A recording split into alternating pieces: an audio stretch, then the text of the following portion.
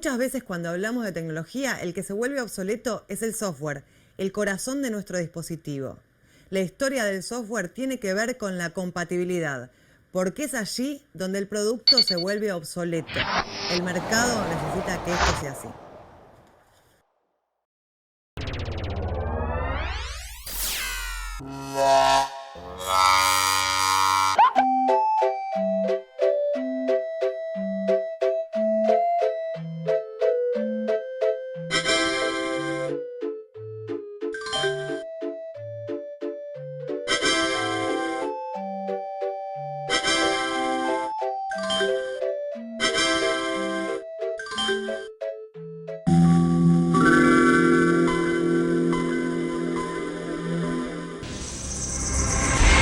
Aquí el archiconocido Windows.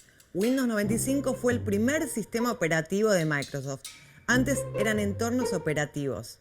El sistema fue lanzado con bombos y platillos el 24 de agosto de 1995, pero comenzó a ser desarrollado en 1992, justo cuando su predecesor, Windows 3.1, comenzaba a ser lanzado al mercado. Es decir, Microsoft ya estaba preparando la obsolescencia de su sistema operativo porque Windows 3.1 tenía una grave falta.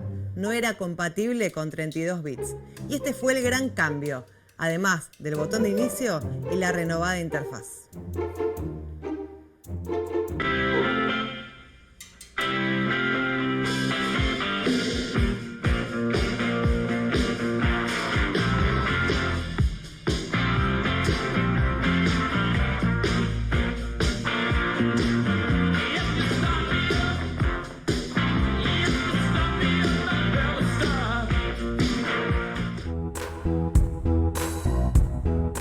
En ese momento ya existían muchas computadoras en los hogares, pero todas las previas al 386 habían quedado obsoletas y no servían para Windows 95.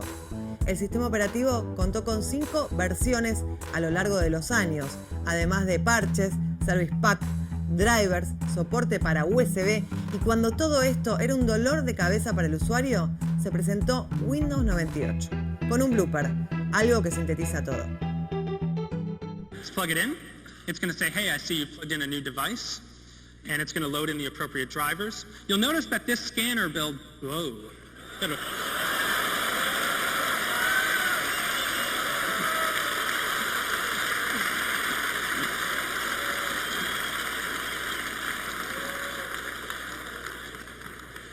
Moving right along.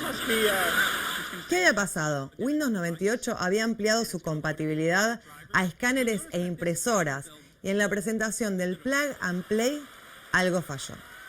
La historia siguió transcurriendo y Windows 98 tuvo mucho más éxito con su segunda edición, tanto que Microsoft tuvo que ampliar el soporte técnico hasta el 2006, 8 años después.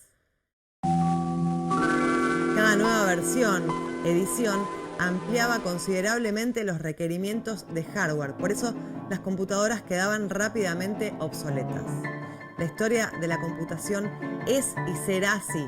En algunos casos, las empresas van resolviendo los problemas sobre la marcha, y en otros, premeditan esta situación.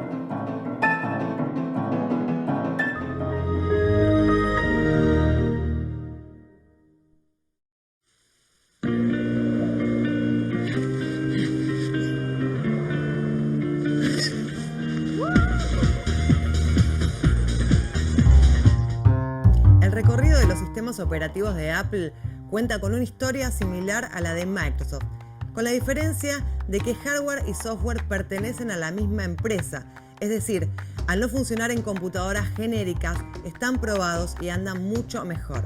Pero la historia de la empresa de la manzanita no siempre fue un éxito. En 1997 tuvo que volver Steve Jobs para salvar a la empresa de la quiebra y revolucionó todo al presentar el Mac OS 8, que no casualmente tenía la característica de ser multiplataforma, es decir, era compatible.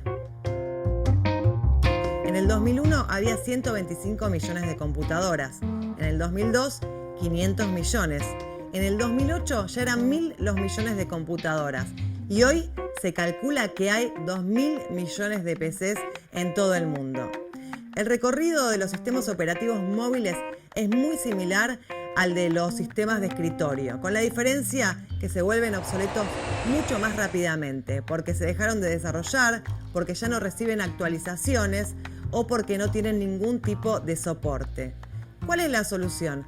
En las computadoras de escritorio, una buena alternativa para seguir usando una computadora vieja es instalar un sistema operativo de código abierto que requiere mucho menos hardware, memoria y disco que un sistema operativo de Microsoft o de Apple. En los teléfonos celulares, ir dejando de consumir aplicaciones, al fin y al cabo, al teléfono lo queremos para hablar.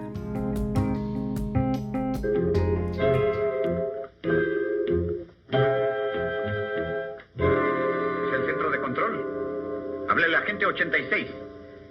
Esperen para ejecutar el plan de persecución de Harvey Diablo, ¿entendido?